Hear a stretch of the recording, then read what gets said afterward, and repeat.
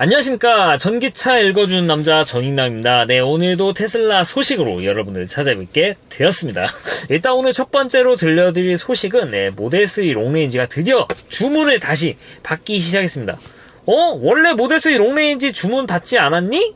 자세히 보시면 아시겠지만 원래 롱레인지가 이렇게 있지 않았어요. 리어휠 드라이브랑 이제 모델3 퍼포먼스만 주문이 가능했고, 모델3 롱레인지를 사기 위해서는 인벤토리 재고만 쓸 수 있었죠. 근데 이제 당당하게 이렇게 리스트가 들어가 있습니다. 네, 이제 선택을 할 수 있어요. 그러니까 신차 주문할 수 있다는 거죠. 물론 뭐 인벤토리에 있는 것들도 신차긴 하지만 명확히 말하면 또 이게 인벤토리랑 아예 새로 이렇게 나오는 건 약간 또 다를 수가 있죠. 아무튼간 이런 식으로 다시 이제 모델3 롱레인지 주문이 풀렸는데 우리나라는 안 풀렸습니다, 여전히. 근데 미국에 풀린 거를 봤을 때 우리나라에도 조만간 풀릴 가능성이 있다. 근데 시간이 좀 걸릴 것 같습니다. 제가 볼 땐 아마 인증을 다시 받아야 될 것 같은데, 왜 그러냐면은 모델3 중점 보면 뭔가 이상합니다. 325마일 플러스? 뭡니까? EPA 에스티메이트도 아니고 그냥 추정이에요. 모델3 롱레인지가 원래 325마일인가? 아닐 텐데? 뭔가 이상하죠? 모델3 롱레인지는요, EPA 기준으로 358마일이죠? 358마일로 인증받았는데, 주행가는 거리가 좀 많이 줄었어요. 물론 플러스니까 358마일도 포함하는 그런 개념이긴 하지만, 그래도 약간 좀 의아하죠? 그러면서 여기, 텍스 크레딧이 절반밖에 받지 못합니다. 리어휠 드라이브랑 롱레인지, 그리고 되려 퍼포먼스가 텍스 크레딧을 7,500불을 받아요. 뭐지? 아니 잠깐만, 상식적으로 퍼포먼스가 좀 낮아야 되고 롱레인지와 리어휠 드라이브가 높아야 되는 거 아니냐 생각할 수도 있는데, 뭐 제 구독자분 아시겠지만 이 리어휠 드라이브 같은 경우에는 여기 LFP 배터리가 들어가지 않습니까? 이 배터리가 전량 중국에서 들어오는 제품이다 보니까 텍스 크레딧을 절반만 받게 된다는 건데, 롱레인지 좀 이상하죠? 롱레인지는 리튬 인산소 배터리가 들어가지 않을 텐데 왜 절반이지? 게다가 주행 가는 거리가 낮아졌네? 이거 옛날에 이거 전익남이 말했잖아. 모델3, 모델 Y 롱레인지급에도 리튬 인산소 배터리를 탑재할 가능성이 있다.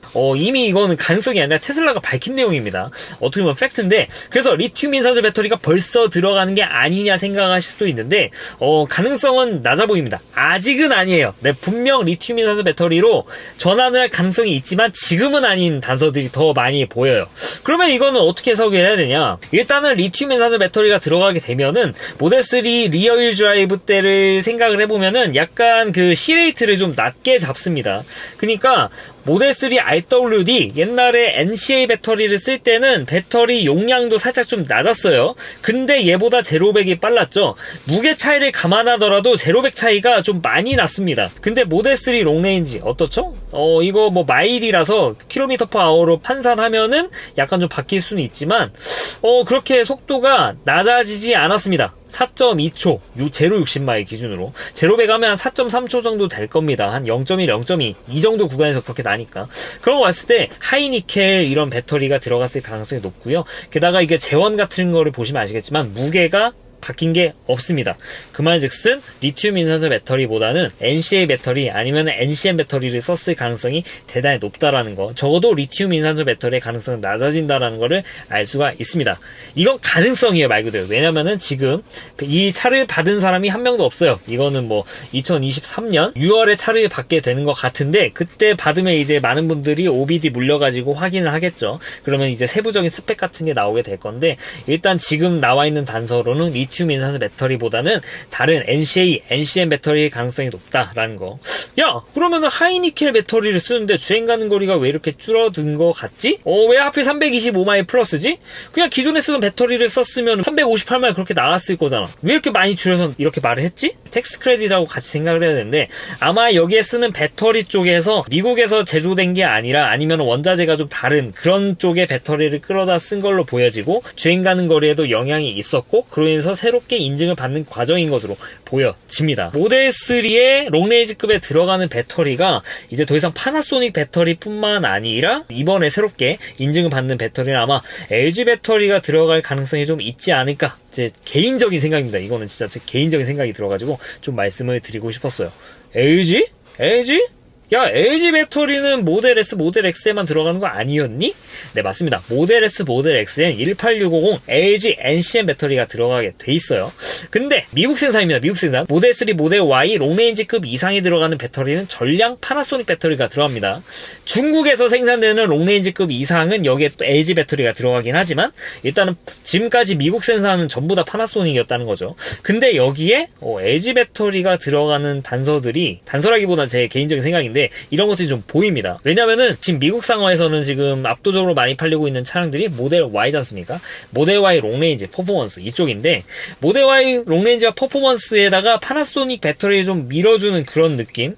반면 이제 모델 3 롱레인지 같은 경우에는 이 파나소닉 배터리가 좀 모델 Y 쪽에 좀 몰리다 보니까 아니면은 이 파나소닉 생산하는데 좀 어려움이 있다든가 이래서 중국 공장에서 생산되는 LG 배터리를 수입해 오기 때문에 걔 주행 가는 거리에도 차이가 있고 그리고 인증도 다시 받고 텍스 크레딧도 절반으로 받는 게 아닌가 하는 제 개인적인 뇌피셜이 들어가지고 좀 공유를 드릴까요? 이거에 대해서는 뭐 공감하실 수도 있고 안 하실 수도 있고 이건 단순히 진짜 제 뇌피셜이고 그냥 단서를 통해서 보는 거니까. LG 배터리가 그렇게 허접하냐? 이거 325마일 플러스?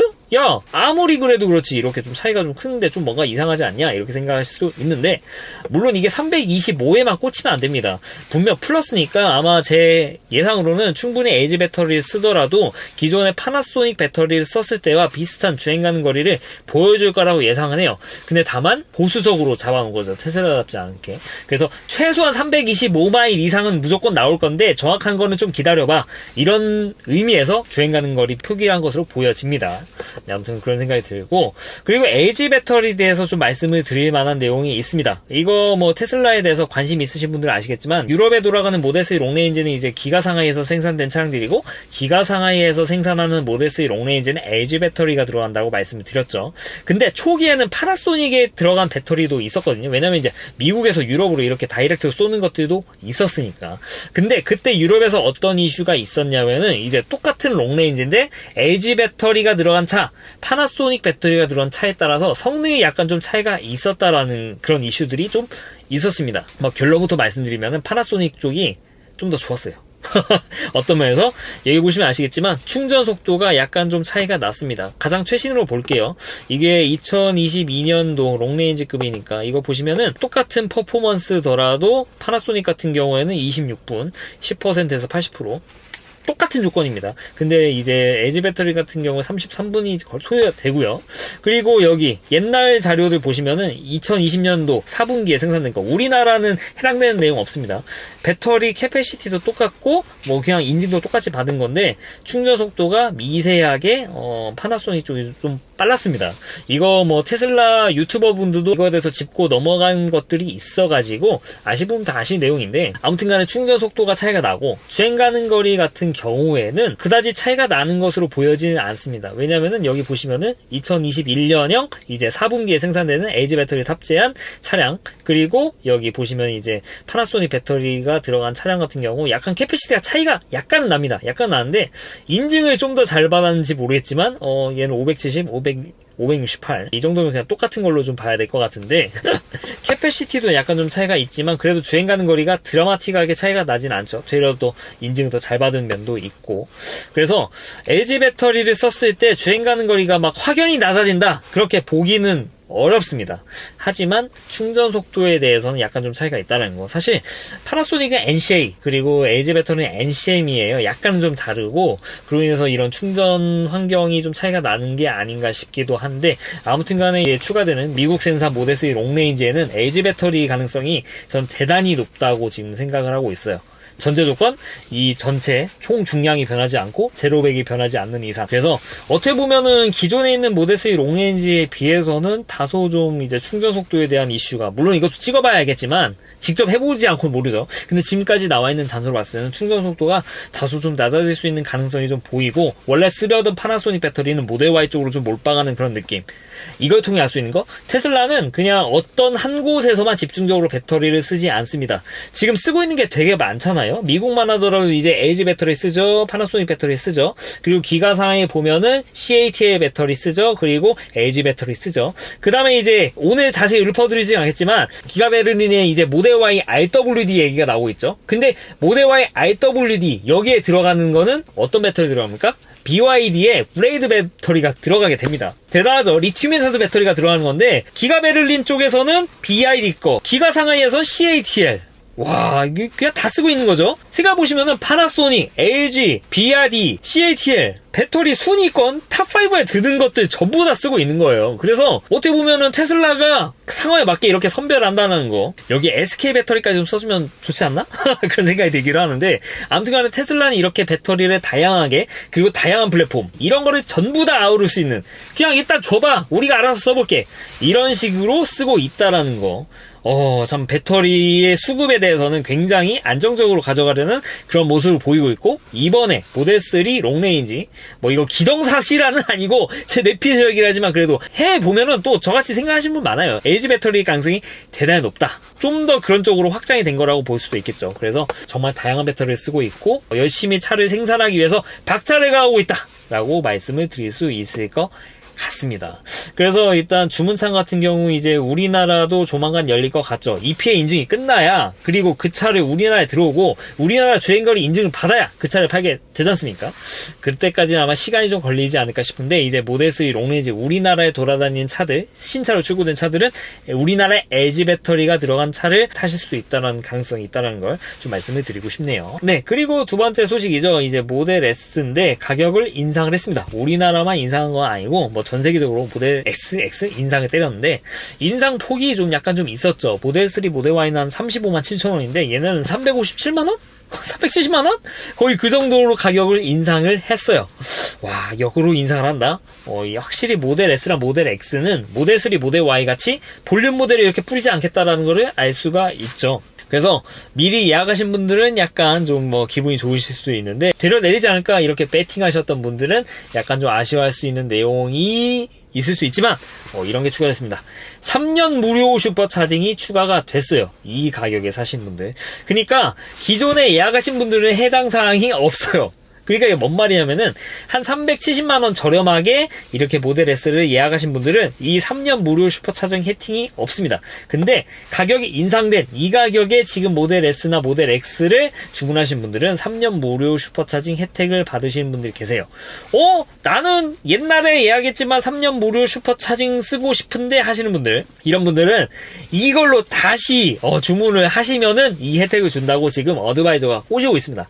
차 빨리 준대요. 참 이상하죠? 테슬라식 마케팅이 참 이상하죠?